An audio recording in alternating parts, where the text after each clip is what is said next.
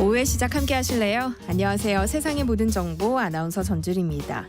파리 올림픽에서 연일 기쁜 소식이 전해지고 있죠. 우리 대표팀은 당초 목표로 내걸었던 금메달 5개를 일찌감치 달성하면서 그야말로 반전의 드라마를 쓰고 있는데요. 특히 속사권총이나 배드민턴 여자 단식처럼 우리가 사상 처음으로 메달을 따는 종목의 경기를 보면서 우리 선수들의 경기력에 감동하신 분들 많으실 겁니다.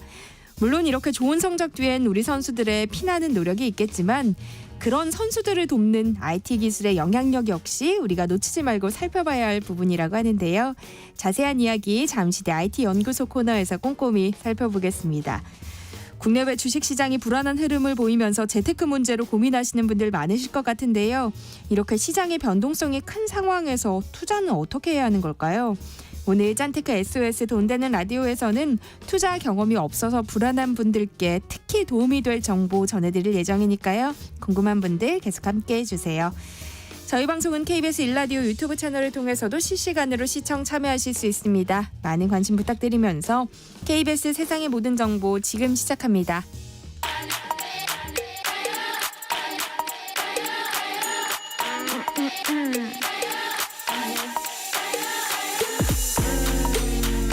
혹시 뉴스 빠뜨리셨나요? 한낮에 전해진 소식들 꼼꼼히 정리해드리겠습니다. 오늘의 뉴스 조현정 시사평론가와 함께합니다. 안녕하세요. 네, 안녕하세요.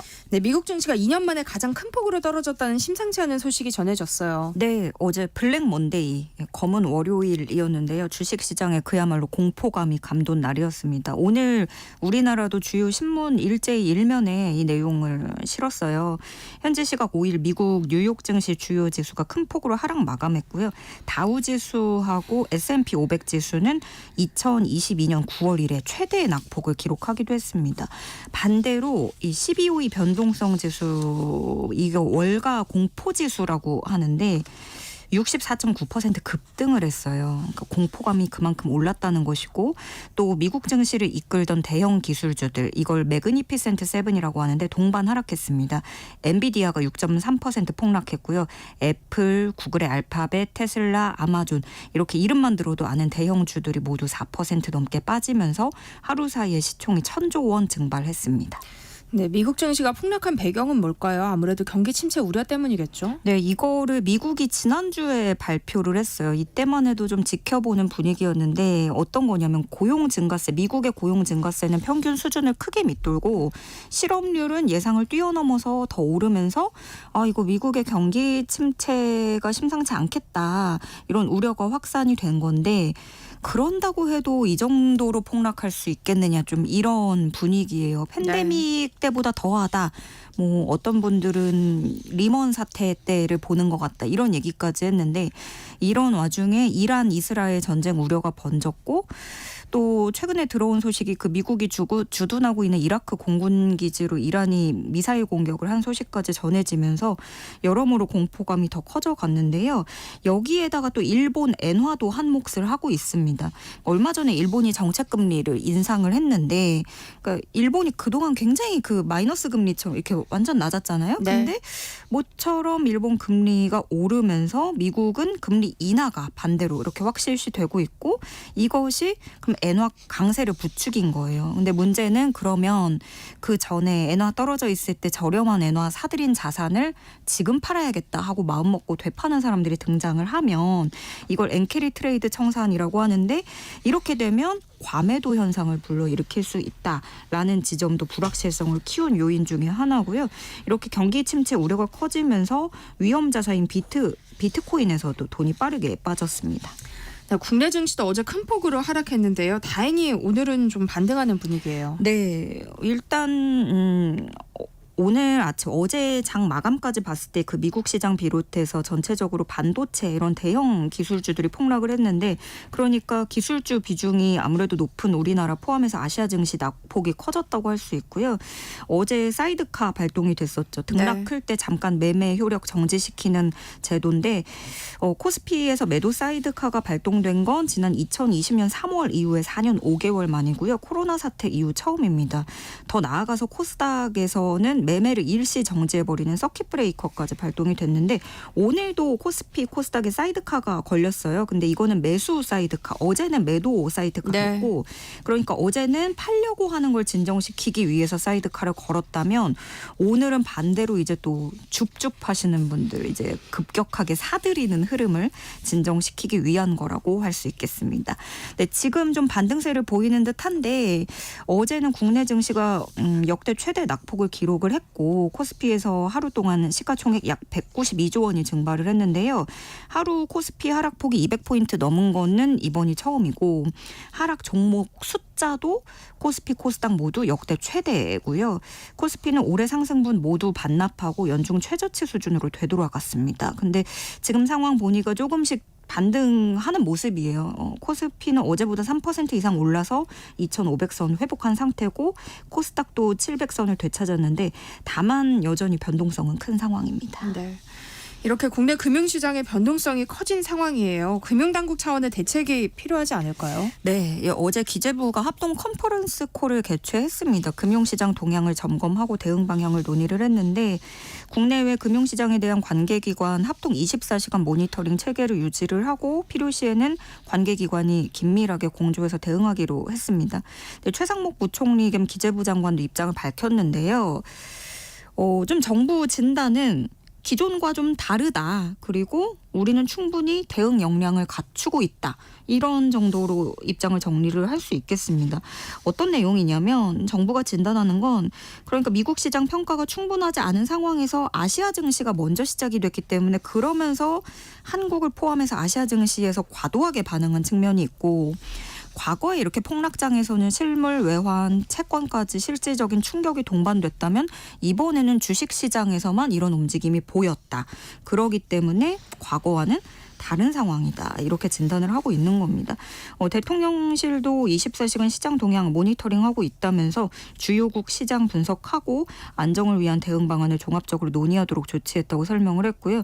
지금 윤석열 대통령이 여름휴가 들어가 있는데 휴가지에서 이 증시 폭락 상황을 긴급하게 보고받았다고 해요. 그리고 또 성태윤 대통령실 정책실장도 휴가 중이다가 대통령실 청사로 복귀를 했다는 소식입니다. 네, 야권에서는 윤 대통령이 휴가에서 조기 복귀해야 한다. 이런 목소리를 내고 있어요. 네, 윤 대통령에게 후속 조치를 요구하면서 휴가지에서 빨리 복귀할 것을 촉구하고 있는 건데요. 더불어민주당은 역대 6번째, 팬데믹 이후 처음 또 낙폭도 일본 제외한 주요국 중에 가장 컸다는 점을 지적을 했고요. 개혁신당도 이 급락의 원인이 국내에서 온 게 아니고 미국의 문제라고 하더라도 우리 경제가 이렇게 외부 충격에 취약하다는 건 심각한 문제다. 그러니까 이 주변국의 연쇄적인 폭락에도 대비를 해야 된다. 대통령이 어서 빨리 돌아와라 이렇게 지적을 하고 있는 거고요.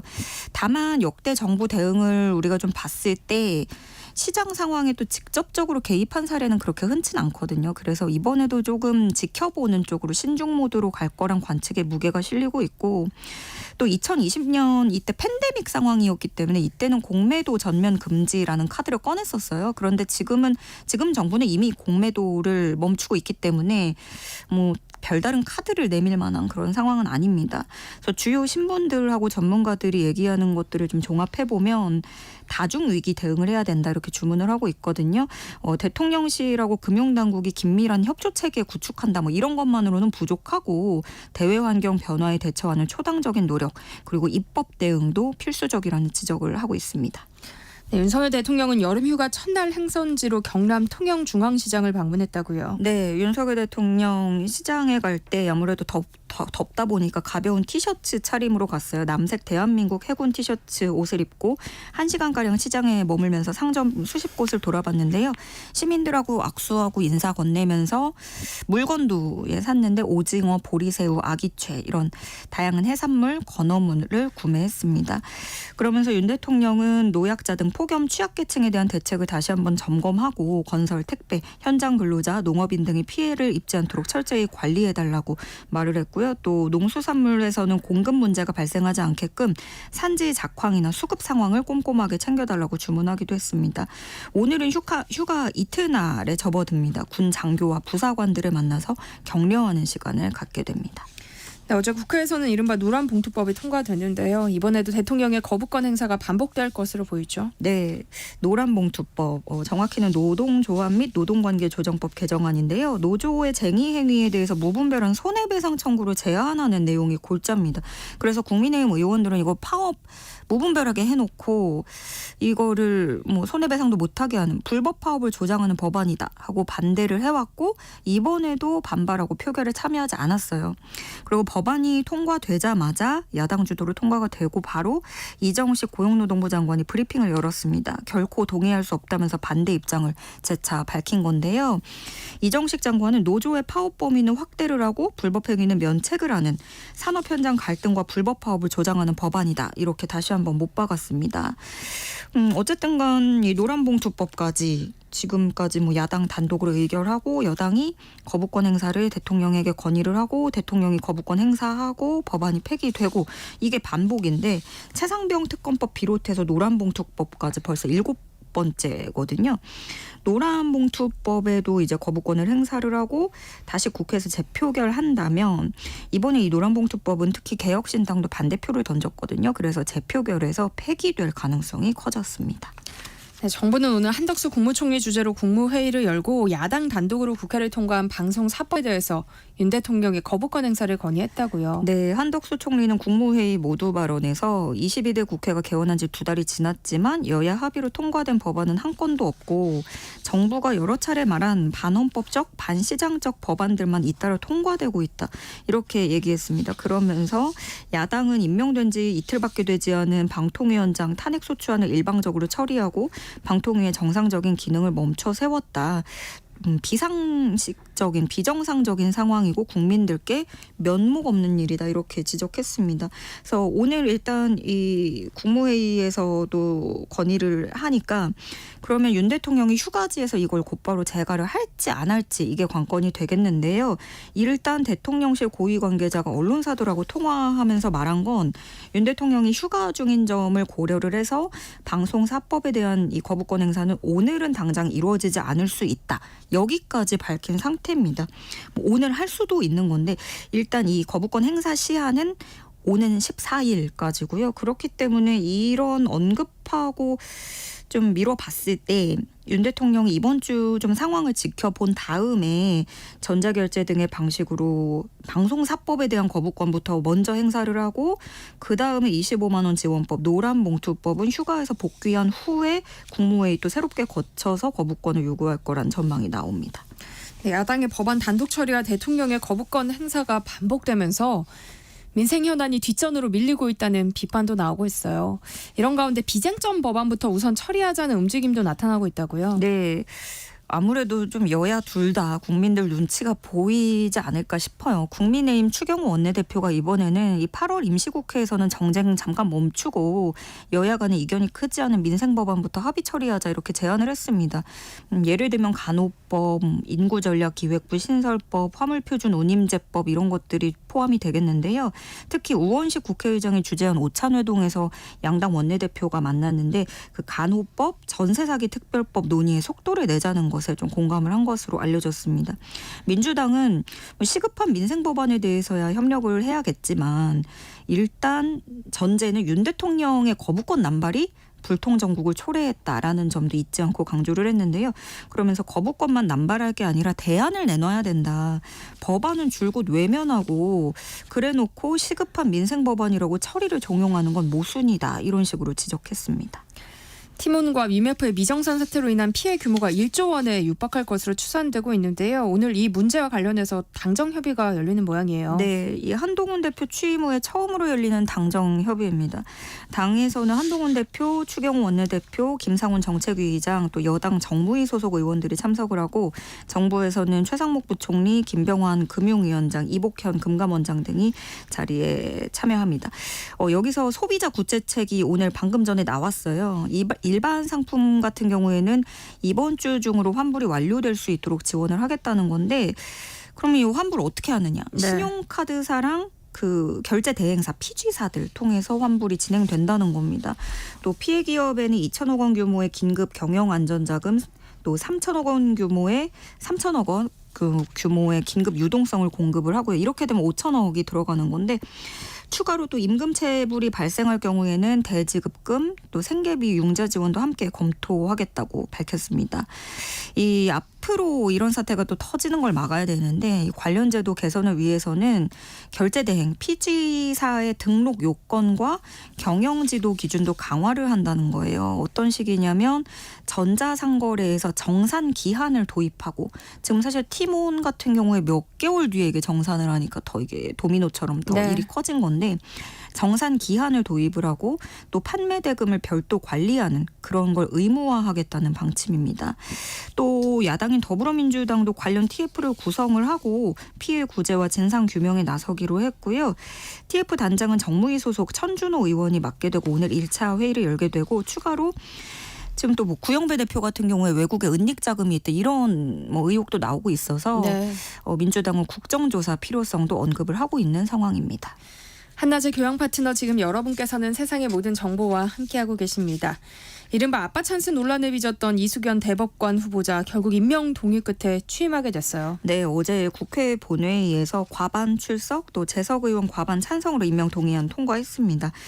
네, 논란이 이분도 작진 않았어요. 네. 그 20대 자녀가 아버지 돈으로 한 기업 비상장 주식을 600만 원에 산 걸 가지고 6년 뒤에 3억 8,500만 원에 되팔아서 63배 차익을 얻었는데 그걸 또 판 상대가 아버지였고 또 자녀가 뭐 서울 용산 다세대 주택에 갭 투자할 때 아버지에게 빌렸던 돈 되갚는 것에 이 돈을 쓰기도 했고 그래서 공분을 샀고 이 비판이 커지면서 사과를 했죠. 그런데 사과할 때도 뭐 아이 돌반지 대신에 주식을 사준다 이렇게 비유를 해서 질타를 받기도 했었는데 여러 논란 끝에 어쨌든 간 임명 수순을 밟고 오늘 취임식을 갔습니다. 주요하게는 젠더법 연구회장 지내면서 여성인권 향상에 깊은 관심을 보였다는 점이 적격 사유로 꼽혔던 것으로 전해지고 있고요. 판사 시절에 평판이 나쁘지 않았다고 해요. 그런 사람이라서 무리하게 또 이런 상황에 낙마시킨다 한들 다른 대안이 또 마땅치 않고 아무래도 정조준하는 건 뭐 이진숙 방통위원장 또 이런 다른 일들도 많기 때문에 이런 부분들이 작용을 한 것으로 보여집니다. 네, 독립유공자 후손단체인 광복회가 독립기념관 관장 후보의 일제 식민지배 미화 인물이 지명됐다면서 지명 철회를 요구하고 나섰어요. 네, 이 독립기념관에서 신임 관장 후보자들을 이제 추려가지고 세워놨고 여기서 조만간 윤 대통령이 이 중에 한 명을 뽑아서 임명을 하는 거예요. 그런데 독립운동가 후손들의 모임인 광복회가 반헌법적인 사태라면서 반발을 하고 있는 겁니다. 광복회가 긴급 기자회견을 하고 성토했는데 어떤 내용이냐면 이 후보자들 중에 최고점 받은 후보가 면접 과정에서 발언을 한 게 일제시대는 나라가 없었기 때문에 당시 우리 국민이 일본 국적이었다. 이런 발언을 하면서 마치 일제 식민지배를 정당화하는 발언을 했다라고 지적을 했고요. 또 2등으로 뽑힌 또 다른 후보는 역사교과서 국정화를 추진했던 박근혜 정부 시절에 근대사 교과서 집필에 참여했던 인물이다. 뉴라이트 의혹을 지적하고 나선 겁니다. 그 이번 추천 맡은 위원 7명 중에 5명이 보훈부가 임명한 인사들이고 반면에 탈락시킨 후보가 2명인데 김구 선생 장손인 김진 씨, 또 광복군 출신이자 한국전쟁 수훈자 자제 이렇게 포함해서 2명은 아예 후보에 못 오르고 탈락을 한 거예요. 그래서 광복회에서는 이 부분을 성토를 하고 있는 건데 이에 대해서 국가보훈부 측에서는 이 문제가 되고 있는 해당 후보 본인이 자신은 뉴라이트와 관련이 없다고 소명을 했고 아직 선임 절차가 진행 중이기 때문에 누가 선임될지는 지금 시점에서 알 수 없다. 이렇게 해명을 했고요. 광복회 회장은 법적 대응을 예고하고 나섰는데 특별한 변수가 없다면 조만간 이 후보자들 사이에서 임명이 강행될 것으로 보여집니다. 네, 오늘의 뉴스 조현정 시사평론가와 함께했습니다. 고맙습니다. 네, 고맙습니다. KBS 1라디오 세상의 모든 정보 함께하고 계신 지금 시각은 12시 39분입니다. 이 시각 교통정보 알아봅니다. 이 시각 교통정보입니다. 전국의 고속도로 휴가지 방향으로 수월한 편이고요. 서울 방향으로도 원활한 흐름입니다. 서해안고속도로 서울 쪽 매송 1차로에서 조금 전 사고 났고요. 더 가서는 일찍에서 금천교까지만 더딘 흐름 보입니다. 반대 목포 쪽으로 팔곡터널 1차로에서도 사고가 나서 주의하셔야겠습니다. 이후 8탄 분기점과 서해대교 부근에서 각각 3km 구간씩 정체고요. 영동고속도로 강릉 방향 용인에서 부근부터 양지터널 부근까지만 밀립니다. 반대 인천 쪽으로는 진부나들목에서 정체인데 2차로에서 작업 중이고요. 서울 시내 올림픽대로 잠실 쪽 한강대교 부근과 또 영동대교 부근에서 각각 정체고요. 좀 더 지나 광진교 3, 4차로에서는 사고가 났습니다. 공항 방향으로도 광진교를 조금 못 간 곳에서 1차로를 막고 사고 처리 중이라 주의하셔야겠습니다. KBS 교통정보센터에서 임초희였습니다. 세상의 모든 정보는 청취자분들의 관심과 참여를 기다립니다. 방송 들으시면서 궁금한 점이 있거나 의견 공유하고 싶은 분들 계시면 문자 보내주세요. 추첨을 통해 모바일 쿠폰 보내드리겠습니다. 참여하실 번호는 샵 9730이고요. 짧은 문자 50원, 긴 문자 100원의 이용료가 부과됩니다. 콩 게시판을 통해서는 무료로 참여하실 수 있고요. KBS 1라디오 유튜브 채널을 통해서도 실시간으로 시청 참여하실 수 있습니다. 꼭 알아야 할 정보를 알기 쉽게 전달해드리는 시간입니다. 세상의 모든 지식, 화요일은 IT 이슈 살펴볼 텐데요. IT연구소 김덕진 IT 커뮤니케이션 연구소 소장과 함께합니다. 어서 오세요. 네, 안녕하세요. 반갑습니다. 김덕진입니다. 요즘 올림픽 보는 재미로 이 덥고 습한 날씨를 견딘다고 얘기하시는 분들이 많은데요. 저도 그래요, 실은. 맞아요. 네. 오늘도 지난 시간에 이어서 이 올림픽의 숨은 IT 기술에 대한 이야기를 해주신다고요. 네, 지난 시간에 저희가 사격과 관련돼서 되게 여러 가지를 봤었잖아요. 그래서 네. 뭐 이런 것도 해, 이런 것도 해 놀라운 것들이 있었는데 또 최근에 이 우리가 알고 있는 이 양궁과 관련된 이야기들과 함께 또 이슈가 되는 게 바로 사격 쪽이잖아요. 네. 특히 이제 사격에서 IT 기술이 더 숨어 있는 게 많더라고요. 그래서 또 이 얘기를 좀 해보려고 하는데 양궁 얘기를 지난번에 되게 자세히 했었어요. 네. 근데 그때 양궁 얘기 중에 하나가 이제 현장을 그대로 구현한다 이런 얘기 드렸었잖아요. 그래서 도쿄 올림픽 때도 그랬고 이번 프랑스 파리 올림픽 때도 지금 파리에 있는 현장을 그대로 선수촌에 구현을 해가지고 거기서 이제 미리 이제 어떻게 보면 심리적인 연습을 하는 거예요. 근데 이번에 이 진천 선수촌에 펜싱이나 배드민턴, 역도, 태권도도요 실제 특별 세트장을 만들었다고 그래요. 그래서 이제 현장과 똑같은 느낌을 느끼게 하는 건데. 특히나 이 사격 같은 경우에는 조금 더 특별한 현장을 느끼게 하는 기술이 들어갔습니다. 바로 VR 기술이 들어갔어요. 그래서 이제 어떻게 하는 거냐? 실제로 이 사격 대표팀에서 이걸 잘 활용할 수 있게 파리에 있는 사토루 경기장을 대한체육회가 먼저 이제 파리 경기장을 간 거예요. 그래서 거기에 있는 올림픽 특별 세트장을 하나하나 직접 다 보고 이제 촬영을 하고 경기장 내부를 VR 가상현실 공간으로 만든 겁니다. 그래서 이제 우리 선수들이 실제로 연습을 할 때 이 VR 기기를 끼는 거예요. 그럼 끼면 어떻게 되느냐? 내 눈앞에 파리 샤토르 경기장이 그대로 나오는 겁니다. 그렇게 하면서 이게 단순히 그냥 사격장만 나오는 게 아니라 실제로 이 사토르 경기장 입구장, 결선장, 그다음에 10m, 25m, 50m 사격장, 산탄종 사격장, 또 무기고까지 모든 공간을 VR로 구현했다는 거예요. 그러니까 결국에 사격장마다 선수 대기실도 있고 식당도 있잖아요. 거기도 로드뷰로 다 만드니까 그냥 VR 기기 끼고 움직이고 있고 선수들이 진천 선수촌에 앉아서 있는데 아 저기구나 이런 걸 미리 이제 익혀놓고 간다는 거예요. 이렇게 됐기 때문에 어떻게 되느냐? 실제로 갔을 때 어색하지 않고 내가 이미 경험해본 공간이라는 경험이 드니까 그렇겠네요. 네, 정말로 이 아주 미세한 한 끗 차이로 이제 사격에서는 차이가 나잖아요. 그만큼 이 어떻게 보면은 이 심리적인 영향도 되게 큰데 그런 부분에 도움을 주기도 하고요. 실제 이 VR을 통해서 어떻게 되냐면 실제 시합 소리까지 더했다고 그래요. 그러니까 현실감이 있는 거죠. 그러니까는 만약에 내가 이제 사격을 하려고 연습을 하고 있는데 VR 기기에서 갑자기 막 어떤 현장의 소리가 나왔는데 그걸 통해서 신체가 조금 움직였다. 반응이 있다. 이렇게 하면은 과도하게 긴장하거나 불안하는 것들이 보이니까 그 안에서 또 상담을 하면서 루틴, 그러니까 어떻게 보면 사격하시는 분들이 다 했던 패턴들이 있잖아요. 그런 루틴들을 바꿀 수 있게까지 다 연습을 했다고 해요. 자, 그러다 보니까 이번에 우리가 양궁에 이어서 이 사격에서도 계속 즐거운 모습을 보여주는 게 이러한 또 IT 기술들이 숨어 있구나라는 게 상당히 흥미로운 부분이 있었습니다. 아니 그런데 이런 VR 훈련은 네. 우리나라뿐만 아니라 다른 나라에서도 또 적극적으로 활용하고 있다면서요. 네, 이번에 올림픽 개최한 프랑스가요. 2021년부터 해가지고 레베아 프로젝트라는 걸 통해서 VR을 활용한 훈련 방법을 만들고 있다는 거예요. 한 64억 이상을 쓰고 있는데 왜 그러느냐? 이 VR을 하게 되면 이게 시뮬레이션인데 부상의 위험이 없잖아요. 그러니까 이제 좋다는 거죠. 그래서 제일 흥미로웠던 부분 중에 하나가 복싱 대표팀 훈련을 할 때 이 VR 기기를 활용한다고 해요. 어떻게요? 예를 들면 이 VR을 끼면 상대방이 저에게 뭔가 공격하는 듯한 모습이 딱 보여지잖아요. 근데 실제로 제가 타격은 받진 않죠. 그렇죠. 네. 그렇게 되니까 어떻게 되냐면 VR 속의 가상 인물과 대결을 하면서 다양한 타격이 만약에 눈앞에 왔을 때 실제 내가 어떤 식으로 움직이는지 이런 것들을 카메라로 다 본다는 거예요. 그리고 상대방의 움직임을 민감하게 살피고 반응하는지를 이제 활용을 하는 겁니다. 예를 들면 생각해보면 진짜로 권투 선수가 내 앞에서 주먹을 이렇게 내밀었다. 그럼 자칫 잘못해도 피하다가 잘못하면은 맞고 다치면 경기에 이제 실제 올림픽 경기에 문제가 생길 수 있잖아요. 그렇네요. 그렇죠. 그렇게 되니까 어떻게 되냐면 움직이는 모습들을 봐서 만약에 가상에서 못 피했어도 왜 못 피했는지를 이제 점검을 할 수 있는 거예요. 그래서 그걸 통해 가지고 어떻게 되느냐, 이런 타격이 왔을 때 어떻게 움직이면 되겠고 민감하게 어떻게 움직이면 되겠고 이런 성공률이나 반응 시간도 일종의 정량적으로 측정을 해서 선수와 코치의 의견을 반영해서 VR 시스템 훈련을 하고 있고요. 실제 이제 또 도쿄올림픽에서 수영 릴레이 경기를 휩쓸었던 호주 대표팀 같은 경우에는 VR 고글로 이번 또 올림픽을 준비를 했는데 어떻게 하냐면 이 릴레이 하는 부분 있잖아요. 그러니까 우리가 터치하고 움직일 때 요때 이제 100분의 1초라도 줄여야 되니까 그 부분을 계속 VR 영상으로 구현을 해서 교체하는 연습을 계속 하는 거예요. 그러니까 무슨 말이냐, 실제로 이 사람이 없는데 정말로 있는 것처럼 VR 기기를 끼면 보는 거예요.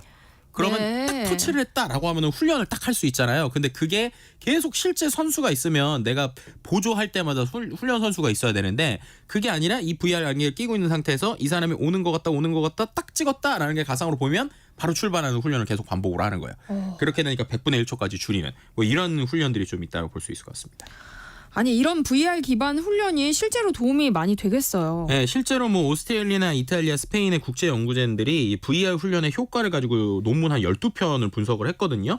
그랬더니 다양한 운동선수 뭐 구기, 양궁, 컬링, 골프 등에서 결과를 봤는데 어쨌든 전통적인 훈련 방식보다 좀 나은 성과를 보이는 부분이 있었다고 합니다.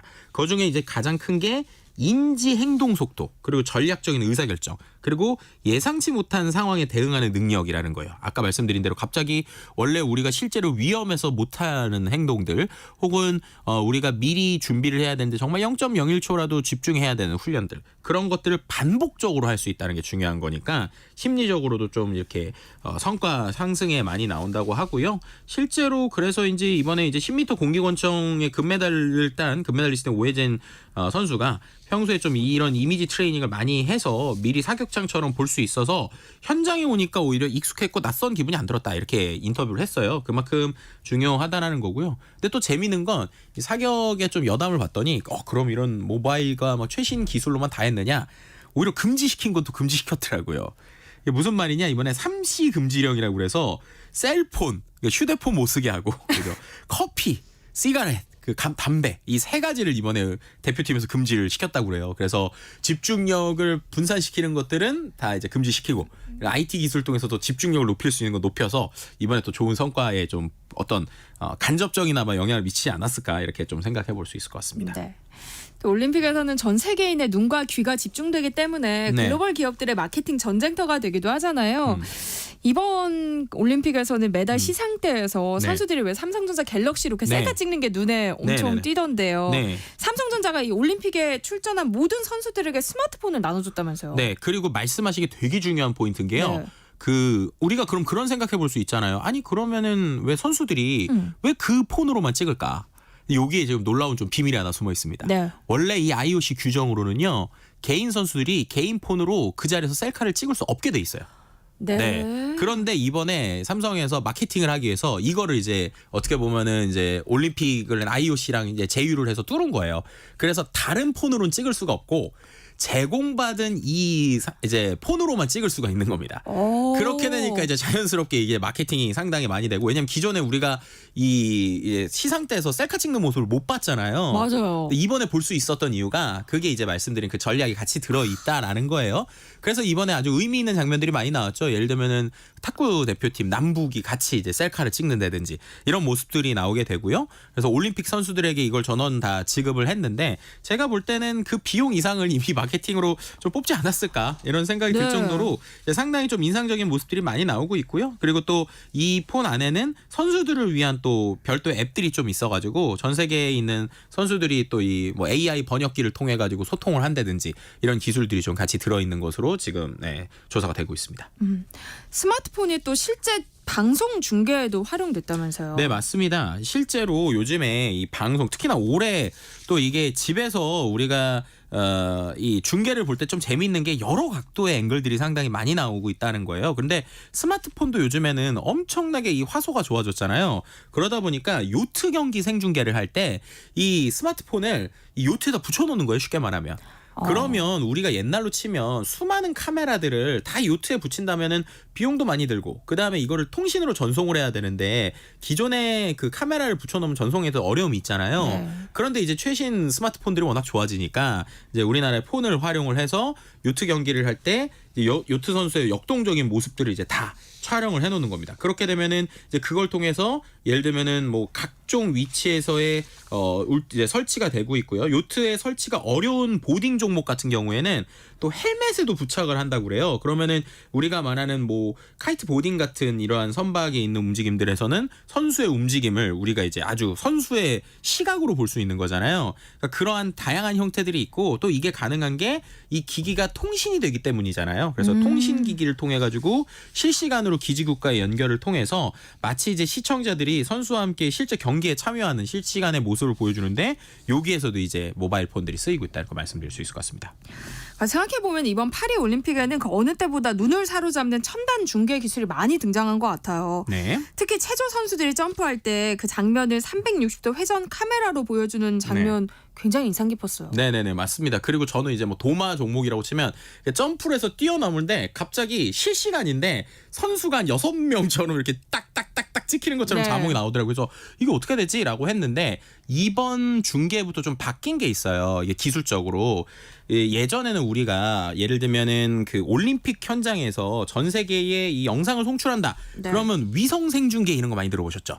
네. 그죠. 그래서 당연히 위성으로 쏘잖아요. 근데 이번에 바뀐 게 위성뿐만 아니라 클라우드 기반, 그러니까 인터넷 연결선을 기반으로 이제 이 서비스가 되고 있어요. 네. 근데 그렇게 될 때 이게 전송을 어떻게 하냐면 예전에는 이게 위성으로 전송을 하다 보니까 그냥 촬영 장면 그대로가 전송이 되는 거잖아요. 전송이 되고 나서 그걸 이제 뒤에서 후작업을 하니까 아무래도 생생한 게 아니라 시간이 좀 걸려야 되는데 이번에는 이 클라우드 기반으로 하고 그 클라우드에 인공지능이 같이 들어 있어요. 그럼 이게 어떻게 되는 거냐? 생방송을 딱 전송을 하는데 이 카메라 화면을 전송하기 전에 AI를 한번 거쳐요.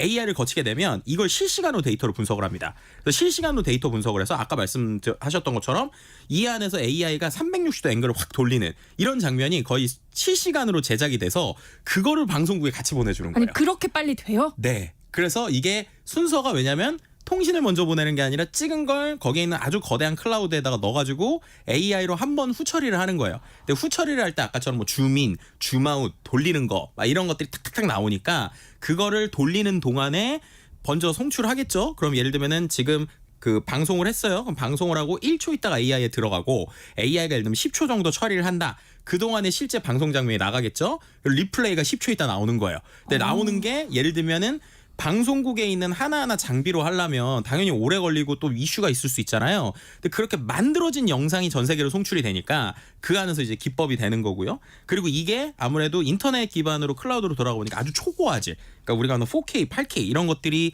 이제 나가게 되니까 그 안에서 이러한 우리가 정말 실시간으로 볼 수 있는 재미있는 영상들이 나오고 있다는 거고요. 그래서 저는 좀 기대를 하고 있는 게 조만간 이제 비보이, 우리가 말하는 브레이킹 이제 종목이 열리거든요. 네. 제가 좋아하는 홍텐 선수가 이번에 이제 금메달을 노리고 있는데 네, 메달 기대하고 있죠. 그 멋진 장면들이 과연 이 영상 AI 중계를 통해서 얼마나 주민주마웃되고 돌아가면서 멋있게 나올지 막 그런 것들이 벌써 기대되는데 이 안에도 이런 IT 기술들이 숨어 있다 이렇게 말씀드릴 수 있을 것 같습니다.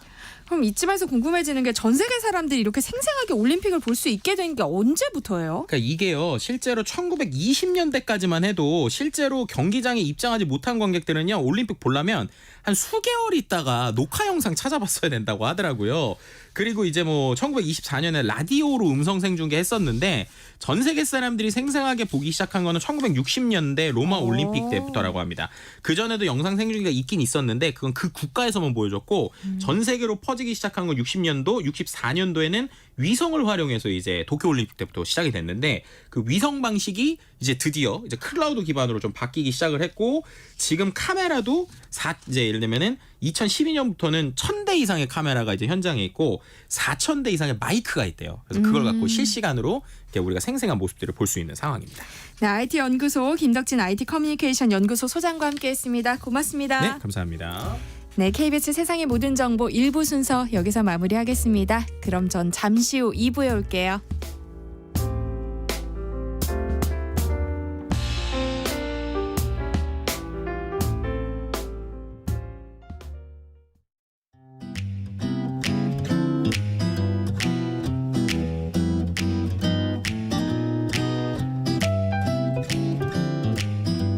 안녕하세요. 바른말 고운말입니다.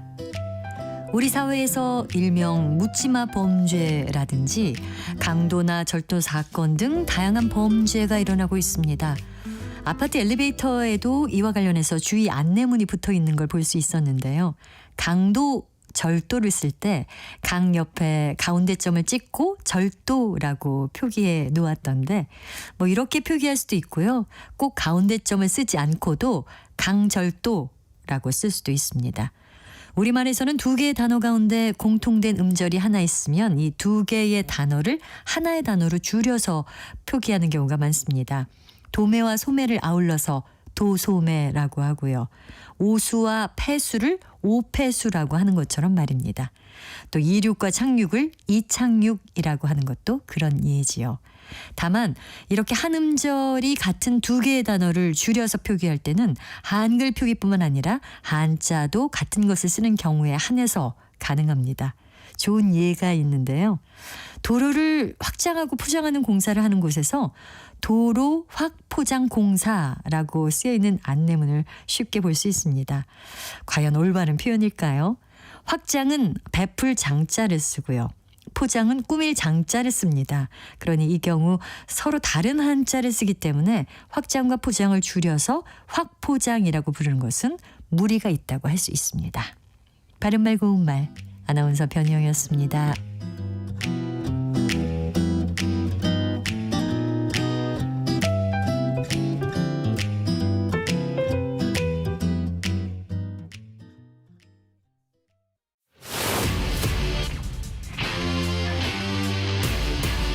토론에 정답은 없습니다. 토론이 세상을 바꿀 수도 없습니다. 하지만 질문은 새로운 세상을 만들 수 있습니다. 질문으로 올바른 세상을 만드는 첫걸음. 평일 저녁 7시 20분 KBS 열린 토론.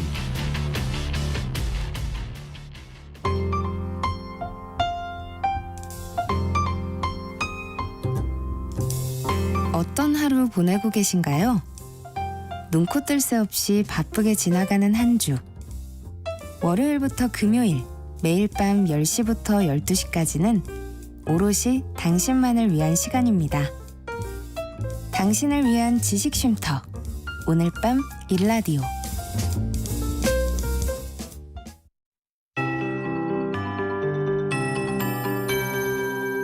KBS 58분 날씨. 오늘도 찜통더위 속에 곳곳에는 강한 소나기가 쏟아지고 있습니다. 소나기가 내릴 때에는 일시적으로 기온이 떨어지지만 소나기가 지난 뒤 습도가 더 높아지면서 무더위는 계속되고 있는데요. 현재 정선의 기온이 35.1도, 북부산 34.5도, 경주는 34.1도 등을 기록하며 33도를 웃돌고 있는 곳이 많습니다. 오늘 예상 낮 최고 기온은 서울 33도, 대전, 광주, 강릉, 제주 34도, 대구 35도 등이 되겠고요. 강한 볕과 높은 습도로 몸으로 느껴지는 체감 온도는 기온보다 1도에서 3도가량 더 높겠습니다. 온열 질환에 걸릴 위험이 매우 높은 날씨니까요. 야외 활동이나 야외 작업을 줄이고 시원한 장소에서 충분히 휴식을 취하면서 물을 자주 마셔주시기 바랍니다.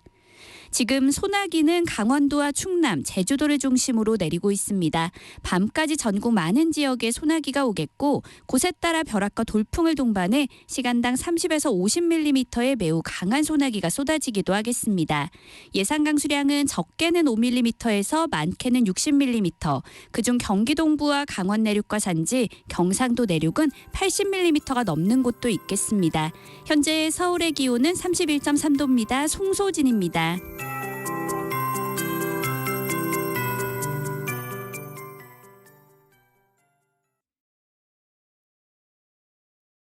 정성을 다하는 국민의 방송 KBS가 한시를 알려드립니다.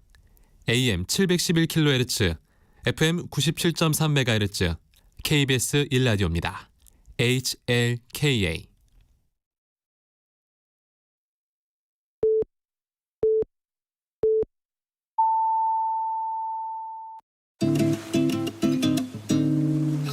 나른한 오후를 책임질 영양 만점 지식 비타민. 세상의 모든 정보.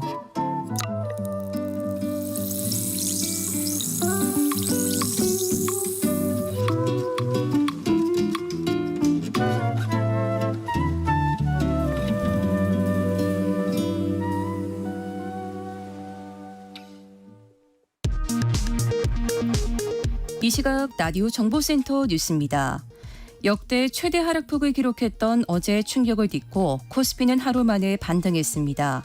오전 12시 48분 기준 코스피는 어제보다 4% 넘게 오르면서 2,500선을 회복했습니다. 코스닥 지수도 동반 상승 중입니다. 코스닥은 어제보다 6% 넘게 오르며 하루 만에 700선을 회복했습니다. 더불어민주당은 야당 정치인, 언론인을 대상으로 한 검찰 통신 조회에 관해 군사 독재 정권에서나 있었던 무차별 민간인 사찰이라며 강력하게 대응하겠다고 밝혔습니다. 국민의힘은 적법한 수사 절차를 민주당이 불법 사찰로 둔갑시키고 있다고 말했습니다. 티몬 위메프 미정산 사태와 같은 전자상거래 부실 재발을 막고자 이커머스 업체들이 판매 대금을 따로 관리하도록 하고 정산 기한도 단축됩니다. 이번 사태로 피해를 본 일반 상품 구매자들에 대해서는 이번 주 안에 환불 절차가 마무리됩니다. 당정은 이 같은 방안을 골자로 한 피해자 구제 대책 및 전자상거래 제도 개선 방안을 확정했습니다. 미군이 주둔 중인 이라크 내 공군기지에 로켓 2발이 떨어져 미국 측 인원 최소 5명이 다쳤다고 로이터 통신이 보도했습니다. 미국과 이스라엘 국방장관은 위험한 긴장 고조에 전조라는 데 의견을 같이 했습니다. 양측은 또 이번 로켓 공격이 이란과 연계된 민병대의 소행이라는 점도 확인했습니다. 지금까지 라디오 정보센터 뉴스 정한나였습니다.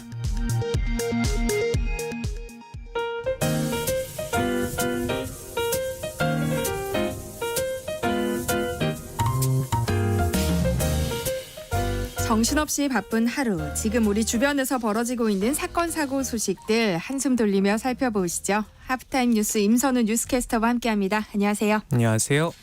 네, 오늘 첫 소식 날씨 이야기로 시작해볼까요? 밤사이 폭우와 열대야로 피해가 잇따랐다고요. 네, 요즘 참 날씨 요상합니다. 올해 비는 다 왔나 보다 싶더니 어젯밤 경기 양평에서는 갑작스런 폭우로 호우경보가 발령됐는데요.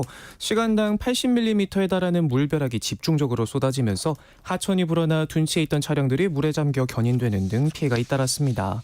그런가 하면 인천 남동구의 한 아파트는 깜깜한 어둠에 잠겼는데요. 이 무더운 날씨에 정전이 되면서 400여 세대 달하는 주민들은 찜통 같은 밤을 보내면서 불편을 겪었다고 하네요. 네, 광주와 전남 지역에도 어제 천둥 번개를 동반한 집중호우가 쏟아졌는데요. 한 남성이 벼락을 맞고 쓰러지는 사고도 있었어요. 네, 어제 낮 12시쯤이었는데요. 광주의 한 대학교 캠퍼스를 거닐던 30대 남성이 벼락을 맞고 쓰러졌다는 신고가 119에 접수됐습니다. 소나기가 본격적으로 쏟아지기 전에 가는 빗줄기와 함께 천둥 번개가 요란하게 치고 있었다고 하는데요. 네. 당시 남성은 나무 옆을 걸어가면서 우산도 휴대전화도 사용하지 않았다고 하는데 떨어진 번개를 맞고 심정지 상태로 그대로 병원으로 옮겨졌다고 합니다. 다행히 치료 과정에서 호흡과 맥박이 돌아오긴 했지만 아직 의식은 찾지 못하고 있다고 하고요. 광주 지역에는 낮 한때 2시간 가까이 호우특보가 내려졌고 하루 동안 40번의 번개가 내려졌다고 하는데 같은 날 저녁 경기 북부 일대에서도 수십 분가량 마른 번개가 치고 있다는 목격담이 SNS에 줄을 이어 올라오기도 했습니다. 정말 요즘 날씨 종잡을 수가 없는데요. 입추를 하루 앞둔 오늘도 찜통더위와 열대야가 예상되고요. 내륙을 중심으로 곳곳에 소나기가 내린다고 하니까 건강관리 유념하시길 바랍니다. 네. 다음 뉴스 살펴볼까요? 수도권 대학을 중심으로 수백 명 규모의 연합 동아리를 조직해서 마약을 유통한 대학생들이 검찰에 적발됐어요. 네, 국내 내노라 하는 명문대생도 포함된 한 대학 연합 동아리가 알고 보니 마약 유통의 온상지였던 것으로 드러났습니다. 고급 호텔부터 풀파티, 비싼 식사 등을 무료나 저가로 이용할 수 있게 해준다면서 대학생들이 많이 사용하는 SNS에 홍보물을 올렸는데요. 짧은 시간에 300명이 넘게 가입했고 전국 2위 규모의 동아리가 될 만큼 빠르게 몸집을 불렸습니다. 직접 면접을 통해 선발한 회원 중엔 서울대부터 고려대를 비롯한 명문대생들도 수두룩했고요. 로스쿨 응시자도 여럿 있었다고 하는데요. 동아리 회장을 맡았던 30대 남성은 이렇게 모은 회원들과 고급 호텔에서 함께 술을 마신 뒤 경계심이 흐트러졌을 때 액상 대마를 권하는 방식으로 검은 유혹을 뻗쳤다고 합니다. 이렇게 회장과 회원을 포함해 지금까지 투약이 확인된 사람만 총 14명으로 확인됐고요. 방식은 점차 더 대담해지면서 필로폰이나 LSD 등 점점 더 강한 마약까지 단계적으로 퍼뜨렸다고 합니다. 네. 이들은 가상화폐로 마약을 사들이고 웃돈을 더해서 중독된 동아리 회원들에게 판매하기까지 했다고 하는데요. 남성 회원들은 유흥업소 여종업원들을 호텔 스위트룸에 초대 집단 투약을 할 정도로 부패 기득권 뺨치는 대학생들의 퇴폐 문화까지 엿보였습니다. 검찰이 마약 투약 혐의로 구속된 동아리 회장에 대해 재판을 진행하던 중에 거래 내역에서 수상한 점을 포착해 수사를 확대하면서 대학가 마약 유통 범죄가 드러났고 현재 대학생 14명을 적발해 이미 구속한 동아리 회장을 추가 기소했고요. 또 범행 가담 정도에 따라 5명도 재판에 넘겨졌습니다. 마약 청정국이라는 타이틀도 이제는 옛말이 된 지 오래고요. 지성의 산실이라고 할 수 있는 대학가를 중심으로 발생한 사건이란 점에서 충격이 더 큰데 지난해 검거된 마약류 사범은 2만 7천 명 수준으로 1년 전과 비교해보니 50%나 늘었고요. 이 중 20대가 10명 중 3명에 달했다고 합니다. 특히나 요즘은 이번 사건처럼 SNS를 통해서 누구나 쉽게 접근할 수 있고 또 나도 모르는 사이에 검은 유혹에 노출될 수 있는 만큼 경계심을 더욱 키워야겠고요. 한 번의 호기심이 평생의 후회가 될 수 있다는 거 명심하시기 바랍니다. 네. 또 코로나가 요즘 다시 무서운 기세로 확산하고 있어요. 네, 답답했던 마스크를 벗어 던지면서 이제 다 끝난 줄 알았는데 어느샌가 무서운 속도로 다시 퍼져나가고 있습니다. 질병관리청이 조사해보니 코로나19 신규 입원 환자는 7월 첫째 주 91명에서 둘째 주 148명으로 점점 더 늘어나더니 넷째 주에는 465명이 발생해 최근 4주간 5.1배로 빠르게 증가했습니다. 코로나19 병원체 검출률도 7월 첫째 주 11.6%에서 넷째 주 29.2%로 늘어나면서 같은 기간 18%포인트 가까이 급증했는데요. 7월 전체로 놓고 보면 6월과 비교해서 3배 넘게 늘었습니다. 새로운 오미크론 변이 바이러스 KP3가 재유행을 주도하고 있는데 전파력이나 중증도가 확인되지 않아 우려가 큽니다. 날이 무더워지면서 사람들이 마스크를 벗어던지고 있는 데다 휴가철을 맞아 국내고 해외고 사람들이 몰리면서 전파의 속도가 붙은 것으로 보이는데요. 엎친 데 덮친 격으로 수족구병의 백일의 마이코플라즈마 폐렴 같은 감염병도 동시에 유행하고 있습니다. 갑자기 늘어난 코로나 환자의 자가진단 키트도 날개도 친 듯이 팔려나가면서 없어서 못 구할 지경이라고 하는데요. 지난달 21일부터 27일까지 6일간 판매량은 한 주 사이 40% 넘게 크게 늘었고요. 엔데믹이 선언된 뒤 1,000원대까지 내려갔던 가격도 최근 3배나 뛰었습니다. 반갑지 않은 손님이 돌아왔다는 소식에 질병청도 상황을 예의주시하고 있는데요. 10월 중 화이자와 모더나, 노버백스 신규 백신을 도입해 65세 이상 고령층을 대상으로 접종에 나설 계획이라고 하네요. 그래도 우리 이미 한번 겪어봤잖아요. 날씨도 무덥고 괴롭지만 조금 번거롭더라도 사람이 몰리는 곳에 갈 일 있으면 마스크 꼭 착용하고 또 제일 중요한 면역력 떨어지지 않도록 잘 먹고 잘 자고 방심하지 않도록 모두가 노력해야겠습니다. 네, 올림픽 소식 살펴볼게요. 어제도 파리에서 메달 소식이 전해졌어요. 네, 명실상부 셔틀콕 여왕으로 자리매김한 세계 랭킹 1위 안세영 선수가 금메달을 목에 걸었습니다. 중국의 허빙저우를 2대 0으로 꺾고 시상대 가장 높은 곳에 올랐는데요. 한국의 11번째 금메달이자 이번 대회 한국 배드민턴에서 나온 첫 금메달로 더욱 값진 승리였고요. 이번 우승으로 1996년 애틀랜타 대회 방수연 이후 무려 28년 만에 한국 배드민턴 단식 챔피언이 됐습니다.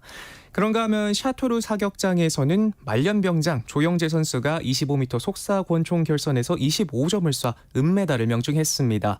초대 올림픽부터 정식 종목이었던 25m 속사권총에서 한국 사격 선수가 입상한 건 이번이 처음이라고 하는데요. 조영재 선수는 군 복무 중에 메달을 따내면서 병역 특례를 받게 됐는데 예정된 전역 날짜인 9월 18일을 다 채우고 떳떳하게 제대하겠다고 밝히기도 하면서 눈길을 끌었습니다. 네, 반가운 메달 소식 이후에 안세영 선수가 작심 발언을 하면서 또 논란이 되고 있어요. 네, 마침내 올림픽 정상에 오른 안세영 선수. 기쁨과 환희가 가득할 것만 같던 순간 돌연 협회를 향해 날선 작심 발언을 쏟아냈습니다. 올림픽 전 은퇴까지 결심했었다면서 대표팀을 떠나고 싶다라고 말했는데요. 네.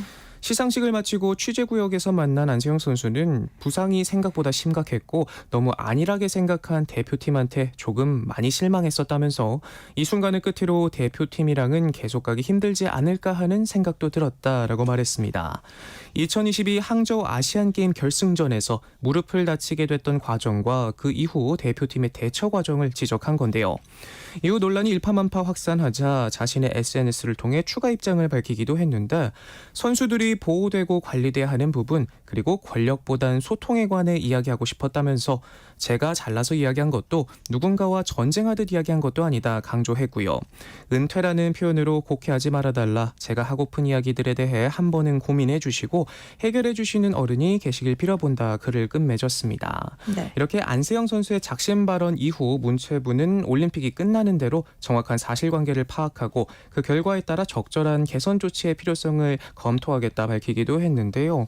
메달의 기쁨을 온전히 누리기도 전에 얼마나 마음고생이 심했을까 참 안타깝기도 네. 하네요. 오늘은 또 어떤 경기들이 예정돼 있어요? 네, 스포츠 클라이밍의 서채연 선수가 3년 전 아쉬움을 싣고 두 번째 올림픽에 도전합니다. 바로 오늘 여자 콤바인 볼더링 준결승 경기에 나서는데요. 지난 도쿄올림픽 당시에도 메달 가능성이 높은 신예 선수로 주목을 받았었는데 아쉽게 빈손으로 돌아왔었죠. 하지만 파리올림픽에 나서는 2024년의 서채연은 더 이상 18살의 어린 선수가 아닙니다. 3년 전 러시아 모스크바 세계선수권대회 리드 종목 금메달을 시작으로 2022년 월드컵 시리즈에선 금메달 2개, 은메달 3개, 동메달 3개를 수확했고요. 지난해에도 세계선수권 2회 연속 메달을 수확에도 성공할 만큼 기량을 키워왔습니다. 더불어 이번 올림픽 스포츠 클라이밍 대표팀 사령탑으로 아버지인 서종국 감독이 함께하는 만큼 든든한 지원군과 함께 파리에서 3년 전 도쿄의 아쉬움을 날려버릴 수 있을지 주목되고요. 남녀 탁구 대표팀도 단체전에 도전에 나섭니다. 남자 탁구 대표팀의 장우진과 임종훈, 조대성 선수는 크로아티아와 남자 단체전 16강을 치르는데 특히 이번 대회 개인전에 나서 8강에서 아쉽게 탈락했던 장우진 선수가 단체전에서 메달 사냥에 성공할 수 있을지 관심이 모아지고 있고요. 여자 탁구 대표팀 선수들은 메달 진입권인 준결승을 앞둔 마지막 관문 8강전에 나섭니다. 신유빈과 전지희, 안은혜 선수 모두 함께 메달을 걸기 위한 도전을 이어가는데요. 특히 신유빈과 전지희 선수가 환상의 호흡을 보여주고 있는데 5년 전부터 함께 합을 맞춰오면서 항저우 아시안게임 금메달을 비롯해 수많은 무대 정상에 올랐고 여자 복식 세계 랭킹 2위에 오를 만큼 기량이 오를 대로 오른 만큼 기대를 모으고 있습니다. 네, 다음 뉴스 살펴볼게요. 요즘 MZ세대를 중심으로 퍼스널 컨설팅 열풍이 불고 있다고요. 네, 이 퍼스널 컨설팅 사뭇 낯선 분들도 계실 텐데요. 본인의 체형부터 피부색을 토대로 가장 잘 맞는 색상과 패션을 추천해주는 진단 서비스라고 합니다. 비싼 금액에도 MZ들 사이에서 큰 인기라고 하는데요. 조사에 따르면 20대 응답자의 절반에 가까운 46.5%가 이 서비스를 이용해봤다고 대답했고요. 뒤이어 30대와 40대도 10명 중 3명은 경험해봤다고 합니다. 저도 MZ 세대 걸치기는 하는데 사실 퍼스널 컬러까지는 들어봤거든요. 그죠? 그런데 워낙 여기저기 많이 나오기도 하는데 그런데 요즘은 이런 개인 맞춤 컨설팅 서비스가 체형부터 헤어스타일까지 여러 분야로 확장하고 있다고 합니다. 적게는 10만 원부터 20만 원까지 한다고 하고요. 피부톤과 체형 진단을 토대로 메이크업과 헤어스타일 같은 뷰티 컨설팅 서비스는 한 번에 30만 원대 금액을 받기도 한다는데 이렇게 비싼 금액에도 예약이 줄을 잇는다고 합니다. 유튜버들이 올린 관련 영상도 수십만 조회수를 기록할 정도고요. 업계 관계자들 역시 새로운 블루오션의 앞다퉈 사업에 뛰어든다고 합니다. 전문가들은 MZ세대가 나를 위한 보상 소비를 즐기고 자기 분석에 대한 요구가 높은 특징을 가졌다면서 흐름을 주도하고 있다고 분석했는데 기사를 보니까 저도 문득 궁금해지는데요. 절대 MZ세대 티내려는 건 아니고요. 나중에 기회 되면 함께 한번 진단받으러 가보시죠. 네. 본격적인 휴가철이 시작되면서 더위를 식히기 위해서 물놀이들 많이 가실 텐데요. 전국적으로 물놀이 사고가 잇따르고 있어서 각별한 주의가 필요하다고요. 네, 찜통 더위에 물놀이 즐기시는 분들 많을 텐데요. 곳곳에서 관련 사고 소식도 많이 들려오고 있습니다. 주말 사이 전북 남원 구룡폭포에서는 산악회원들과 함께 등산을 온 70대 남성이 물에 빠져 숨지는 안타까운 일이 있었고요. 같은 날 완주 동산계곡에서도 물놀이를 하던 60대 남성이 물에 빠져 일행들에 의해 구조돼 심폐소생술을 받았지만 구조대가 도착했을 때는 이미 심정지 상태였다고 합니다. 지난 2019년부터 2023년까지 최근 5년간 전국에서 122명이 물놀이 사고로 사망했는데 이 중 약 절반은 본격적인 피서철인 8월에 발생했다고 하고요. 사망사고 발생 장소별로는 계곡이 39명으로 가장 많았고 하천 37명, 해수욕장 32명 등 순이라고 합니다. 안전한 물놀이를 즐기기 위해선 안전수칙 지키는 게 제일 중요하겠죠. 왕년의 수영 실력 너무 믿으시면 안 되고요. 구명조끼 반드시 착용하시고 충분한 준비운동 잊지 마시고 또 어린이들은 어른과 꼭 함께하는 거 기억하시고 안전한 즐거운 휴가 보내시기 바랍니다. 네, 여행하면 또 먹는 재미도 빼놓을 수 없는데요. 요즘 휴게소 음식도 가격이 많이 올랐다고요? 네, 여행 중간중간 쉬어가면서 먹는 휴게소 별미들 빼놓을 수 없는 재미죠. 그런데 맘 놓고 사 먹다가는 도착도 하기 전에 여행 경비 전부 탕진해버릴 수도 있을 만큼 값이 많이 올랐습니다. 네. 10,000원짜리 한 장으로는 돈가스도 어림없고요. 국밥도 평균 9,000원 수준까지 오른 데다 부담 없이 한 그릇 하기 좋은 우동도 6,000원이 넘습니다. 그나마 떡꼬치나 핫도그 같은 간식들은 인기 간식 일부를 할인해 판매하는 알뜰 간식 제도가 도입되고 가격이 조금 내렸다곤 하지만 여전히 개당 4,000원이 넘고요. 인하폭도 200원이 채 안 되는 수준입니다. 먼 길 떠나면서 유일하게 이용할 수 있는 게 휴게소잖아요. 비싸진 음식값에 기분 좋게 떠났다가 가벼워진 지갑에 여행 시작도 전에 맘상하는 일 안 생겼으면 하고요. 못해도 값을 올리면 핫도그 크기라도 조금 키워줬으면 하는 바람입니다. 네, 임선은 뉴스캐스터와 함께했습니다. 고맙습니다. 고맙습니다. 내일 점심 메뉴 추천.